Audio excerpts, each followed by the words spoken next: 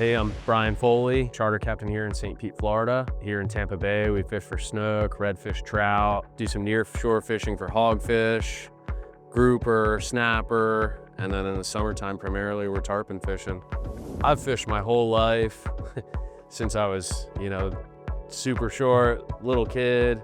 I'd almost think that I was out fishing in diapers, But I've always had a passion for fishing. My grandpa took me on a charter, and that was the first time I had ever been exposed to somebody who got paid to fish. I've worked on 100-foot yachts all the way down to little skiffs and everything in between. So it gave me the exposure to a lot of different boats, running a lot of different boats, delivering clients' boats. So doing marine mechanic work, you're always seeing the latest and greatest. You hear about these new products.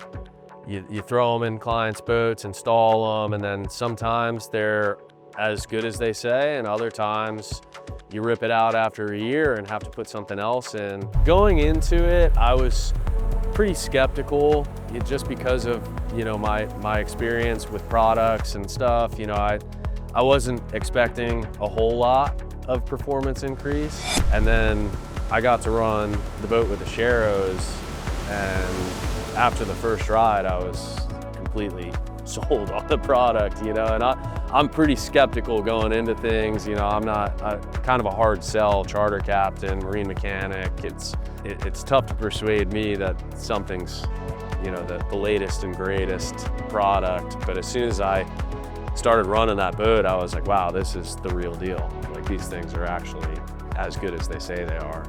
You can take turns at full throttle, hard over, never lose grip. Just the way it accelerates is smoother, it's quieter. I mean, there's all these benefits to it that, they are doing what Sharrow Marine says they do.